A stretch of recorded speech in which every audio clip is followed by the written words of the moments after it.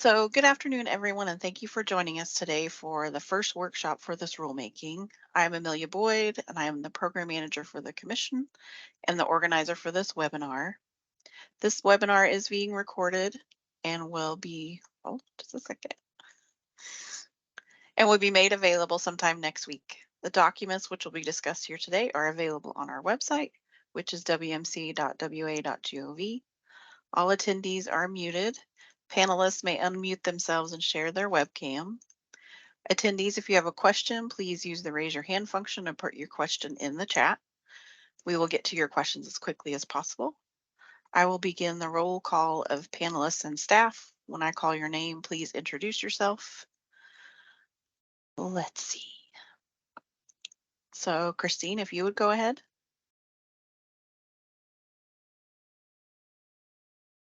Yes, sorry, mute button. Hi, I'm Christine Blake, public member of the commission. And then Jimmy.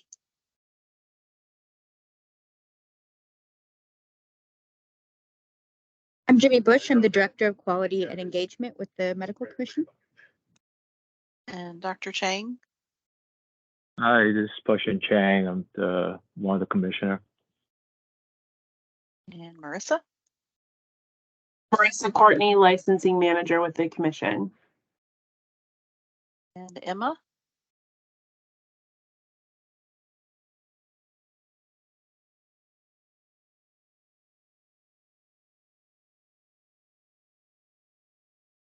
Pam, why don't you go ahead? Hi, Dr. Pam Kohlmeyer, a staff attorney for the commission. I think we had Emma there for a second. Hi, I'm sorry, I had issues with my microphone. I'm Emma Marienthal. I am the licensing lead for the licensing unit of the commission. And then Fatima. Hello, Fatima, program case manager with the commission. And then Taylor, if you'd like to introduce yourself as well. Hi, I'm Taylor. I am the administrative assistant to the deputy executive director. Thank you. And then Dr. Murphy, if you would introduce yourself and then read the script, please. Sure. I'm Dr. Terry Murphy, Commissioner for District 4, and I'm presiding today.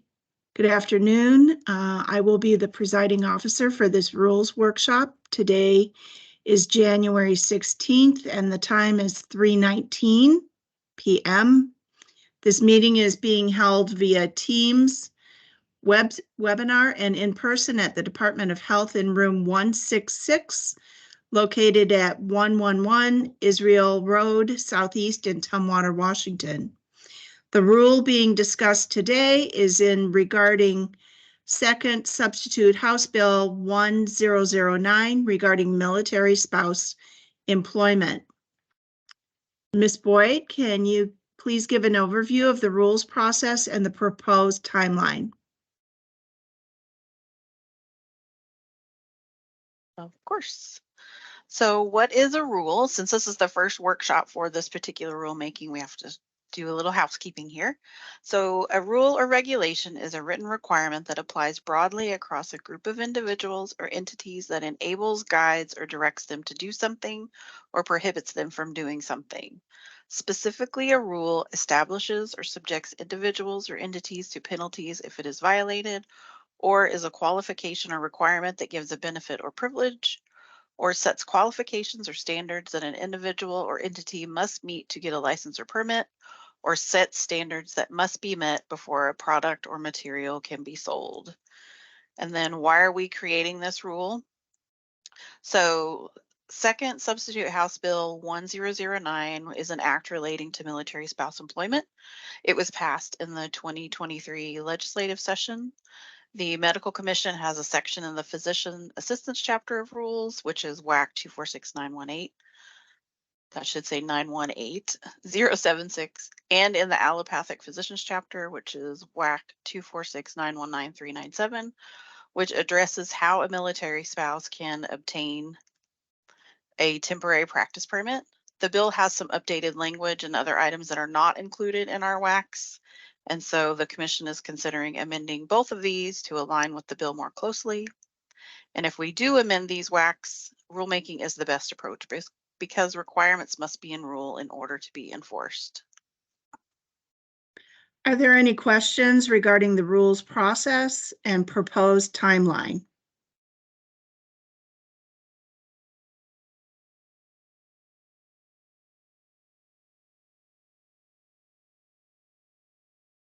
Doesn't look like there are.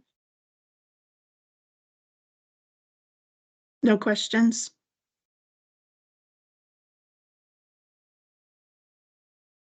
So the next item on the agenda is discussion and comments. Ms. Boyd, please present the proposed draft language. So the bill changes the language from temporary practice permit to temporary license. So we will be making those changes. Our plan is to remove 1B, and I will show you all of these in just a second because the bill removed that language. We will address 3A, and then I had a question of, do we need to change that language to say full or regular license, or maybe some other term? And then we need to discuss whether we need to define military person because we've changed all the references to military person to simply spouse. So let me pull up. Let me stop sharing real quick. The physician one. Okay. So here is what our plan is, and this draft language is on our website, and it's in the packet. We plan to obviously change it from temporary practice permit to temporary license, and then I took out references to or state registered domestic partner of a military person because not very many states do the registered domestic partner anymore. We can leave that language in there, but I'm going to real quick scroll down to the bottom. And so I added in a different definition for military spouse. And I just changed it to that a military spouse is someone married to or in a registered domestic partnership with a military member. And if we decide to keep this definition, we don't have to reference domestic partnership up here because anything that says military spouse also includes those registered domestic partners. And then, as I mentioned, we're changing temporary practice permit to temporary license throughout. And then we changed a little bit of the language in 1A to say is moving to Washington as a result of their spouse being the subject of a military transfer to Washington. And then I mentioned that we're going to remove 1B because the bill removes that language. And then the other change is here in, I think this is 1C. So I just changed this paragraph here to kind of help it make a little more sense. It was a little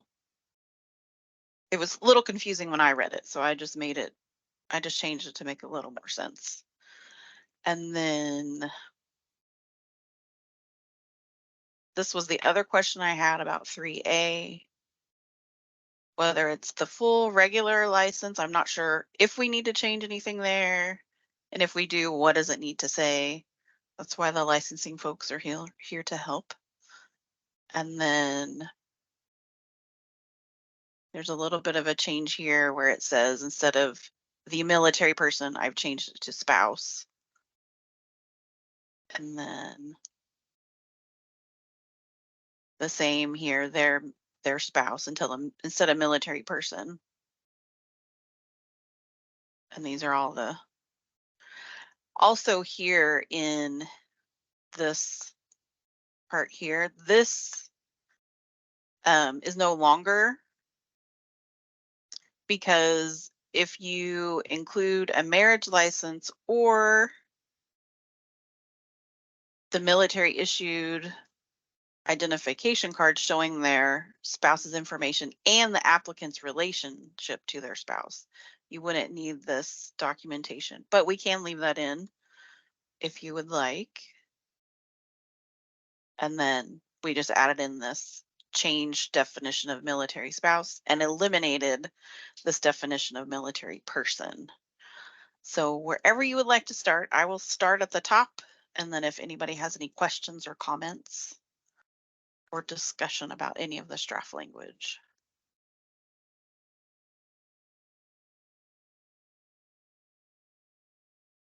Ms. Boyd, were there any comments that we've already received? No, there were none. All right, it looks like we have a couple of hands raised. Heather?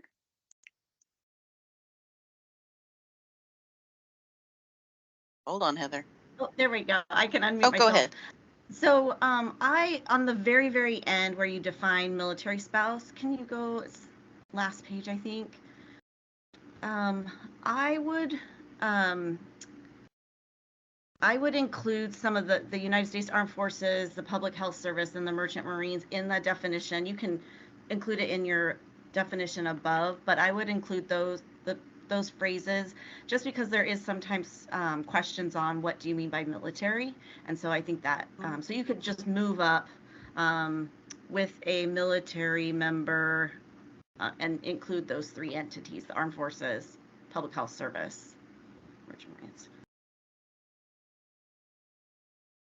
Okay. Yeah, I just think it helps clarify, and that's it.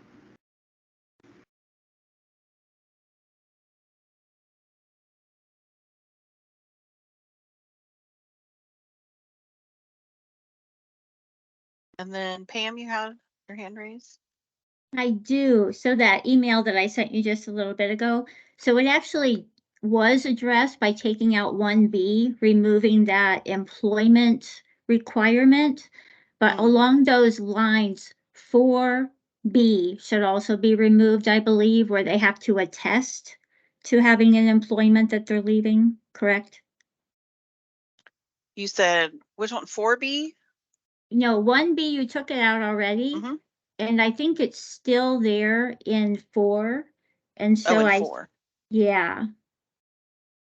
Yeah, attest on the application that the applicant left employment. There's no employment requirement anymore that they're leaving employment somewhere. They just have to be Gotcha. registered, certified. Yeah.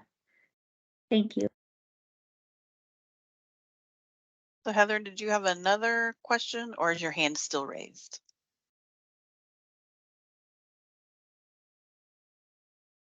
Oh, she Sorry took her about hand that. down. That's okay.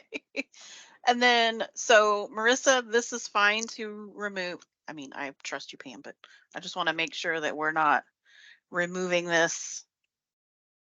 No, it should not impact us at all. We're good to Okay. remove it. Yeah. Okay. I'm going back up. Okay, so we've dealt with those two things.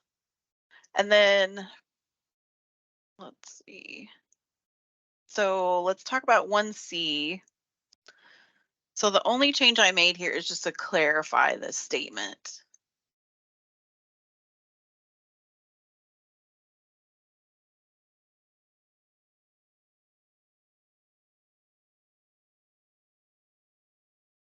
Marissa, do you think that serves enough for NLL purpose? Go ahead, Pam. I just have a question. It just came to me right now. Do we have to say states or territories? Like, could they be having an issue if they came from Guam or Germany? Or, I mean, I don't know. I'm just asking. So Marissa, I'll let you answer that. It hasn't come up, but certainly I feel like just to make sure that we're not keeping us in a box, adding territories would probably be best, Okay. since we do have Guam applicants or Puerto Rico. Do I have to say United States territories or just territories? I would say U.S. territories. I do get the question sometimes if a state means a U.S. state or any nation state. So I would be specific. Okay, I'm gonna say.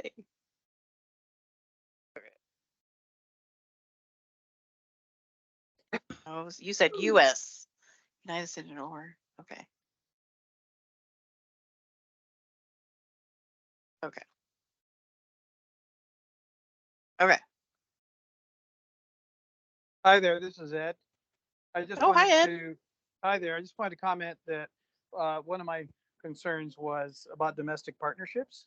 And I'm glad that the domestic partnership process and wording got involved or got reworded and repackaged to include all that. So thanks for doing that. That made it very clear. Okay. Thank you. We have plenty of commissioners now. Yeah, I'd like to just thank Mr. Lopez and Dr. Truscott for jumping on last minute. Okay. You're welcome and hello, Ella. Yeah, so since you're both here, Ed, why don't you go ahead and introduce yourself, and then Dr. Truscott, introduce yourself, please, real quick. Oh, sure. Hi, this is Ed Lopez, Commissioner, and coming to you from the beautiful Caribbean.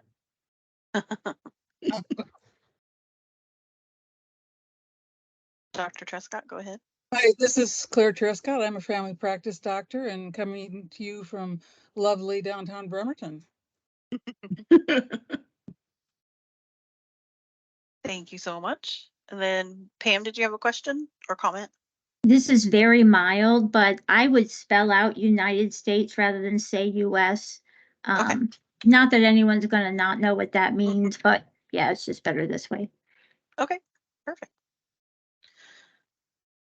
Okay, so then moving on to 3A. So I need a lot of help here. Do we say the full license is granted? The regular license? What would you suggest, Marissa? I know in our terminology, at least with us, it's the full license is issued. I just don't know if we're going to run into any issue. I think full is better than regular. Okay. Yeah. Yeah, I agree with you, Marissa. And would Is you this rather going say? I'm sorry. Go ahead. Go ahead, Chris. Is this also going to Panel L for their, as an FYI to them? Marissa, do you know? I don't think this is specifically going to Panel L. I think it'll just go into your main business meeting packet. But these wouldn't come to you directly for Panel L unless there was any type of discipline, just like any like malpractice or anything like that. Yeah, I just thought it's just for information for them, not really for any kind of voting or changing. But that's fine if it's going to, you know, to the full board. So. And then just real quick, Marissa, you said the full license is issued. Would we like to change that to issued instead of granted? I mean, I don't know if it makes a difference, but.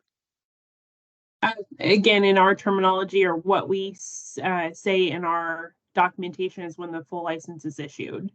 Oh, I'm going to change it then. Go ahead, Pam.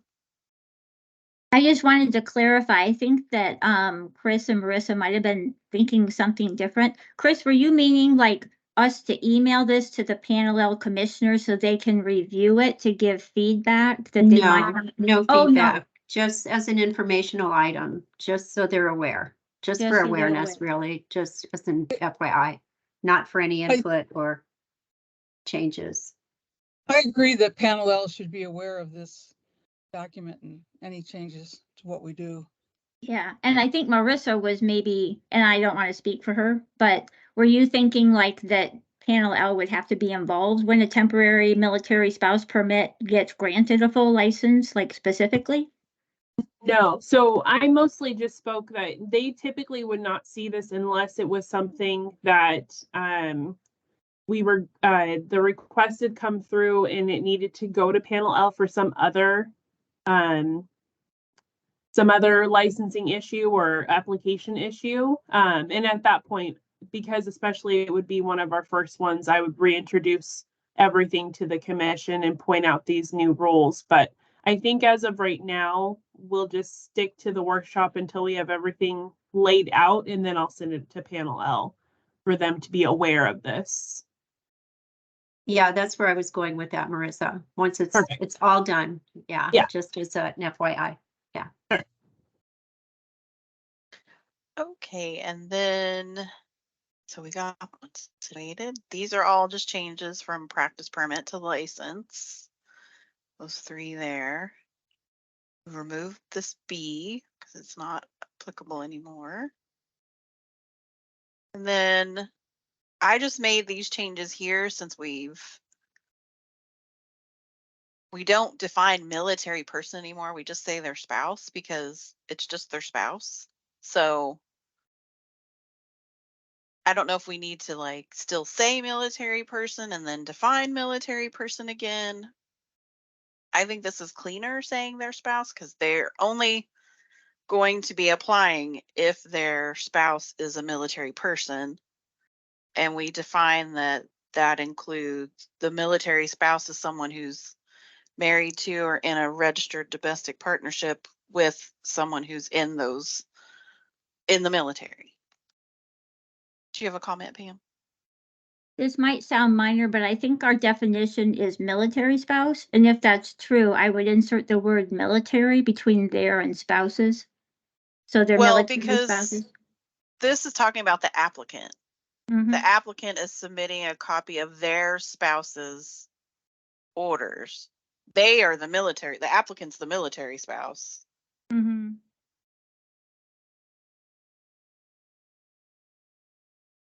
I see where you're going with that. Pam. Because it might not be their spouse. You know what I'm saying?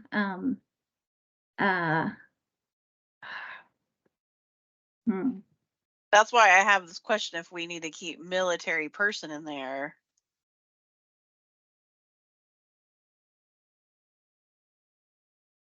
And then keep the definition of military person in there. This just made more sense to me, but I mean, I am happy to keep that other language.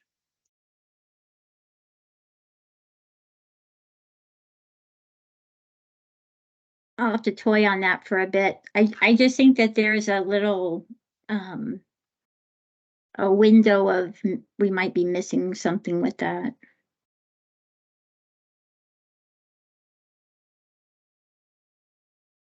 Well, and also it's saying submit a copy of their spouse's orders. So it can't just be like random person off the street, right? And then we're saying the military issued identification card showing their spouse's information. But what if it's their registered domestic partner? It's not their spouse. I was now that you mentioned that, Pam, I was going to ask if just saying spouse throughout is okay, or do you have to say either or if it's a domestic, since the way we the definition we used was. So that's why we would keep military person instead of saying their spouses and then re-add that military person definition back in. For the best. We can certainly do that. Like I can change this real quick.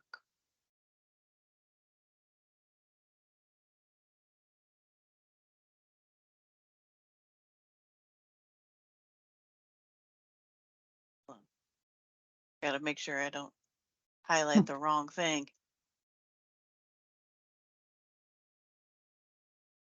So this is what it originally said.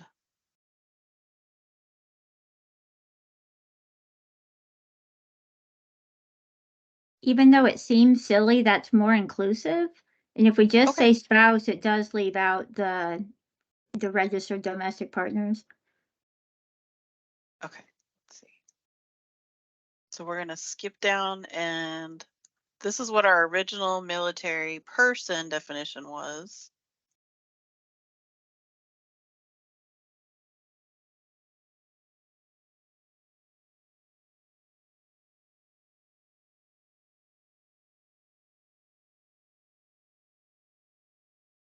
I think we can still leave this part.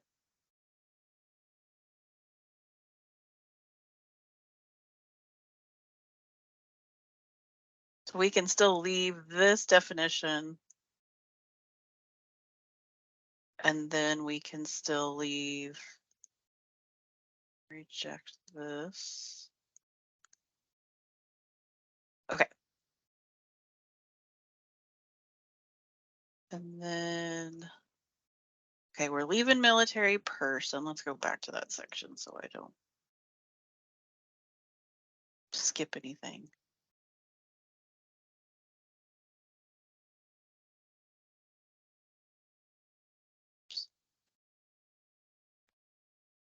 And then this one, the documentation of a state registered domestic partnership. Do you want to keep that one in?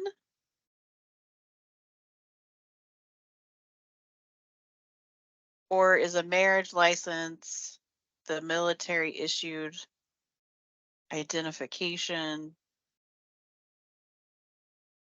I think it makes more sense if we leave it in there. Yeah, they're separate act. Yeah, I would agree. Okay.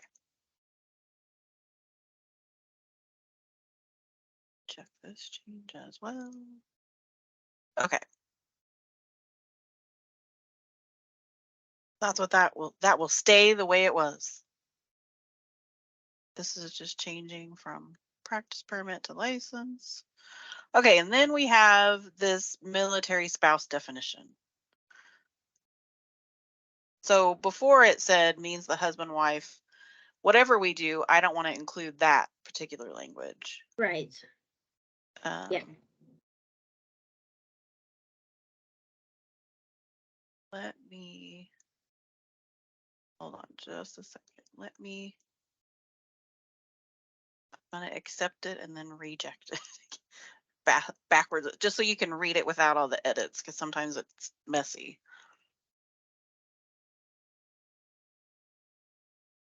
Although I would probably change member to person. Since we're defining that.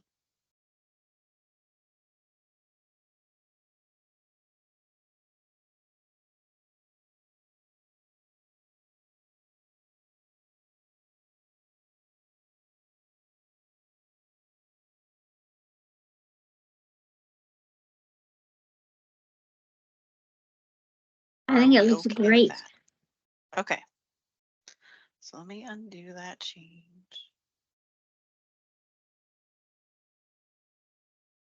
It's to change. Okay. Then we're leaving that. So that is all. Now we'll apply these. Right now we're working in the allopathic physician chapter, but I'll apply all these same changes to the PA chapter as well. It's identical, except it says physician assistant where it says physician. That's the only way it's different. So, so does anybody have any questions about anything else in this chapter? I mean, in this subsection? And then do you have any other changes you want to suggest?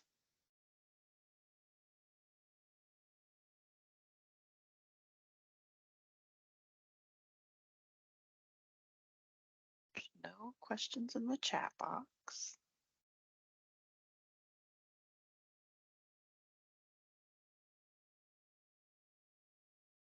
Okay.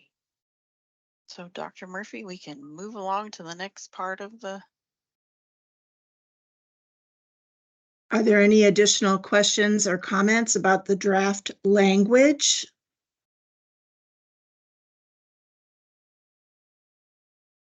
I just think it looks good. Thank you, Dr. Trescott.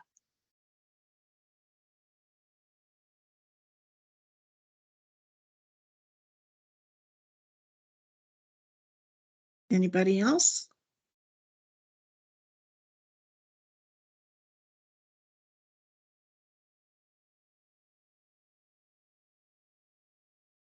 Are there any questions from the attendees that have not been answered?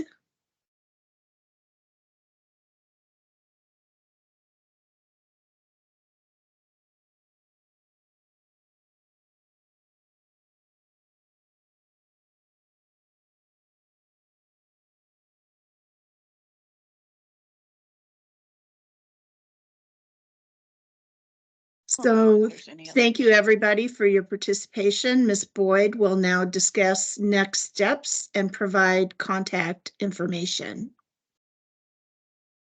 So here's our proposed rule development timeline. Since you've made all the decisions for the language today, it will be moved up.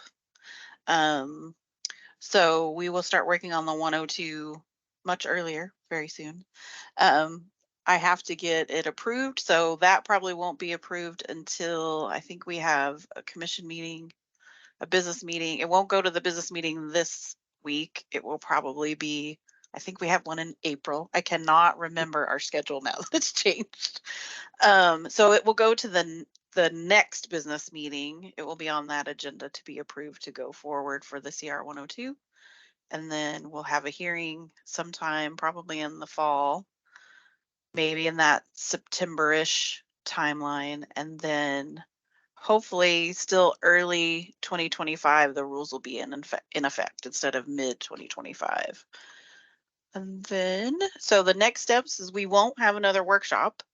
And so, like I mentioned, we'll work on filing the CR 102 in the next few months once we get it approved by the full commission. And then if you need to send a comment or have any questions, then you can send it to medical.rules@wmc.wa.gov.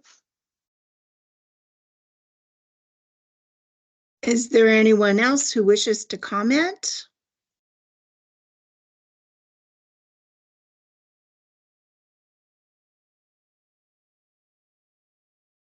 If there's no one else who wishes to speak, I'll close the workshop at 3:48 p.m. And I thank everybody for participating. Thank you all. Thank you. Ed, enjoy your Caribbean weather. Yes, Ed, thanks for jumping on. And Dr. Trescott also appreciate it. We had 5 commissioners participate. Nice. Thank you so much. Thanks all. Bye. Stay warm. Take care. Bye. Thank you.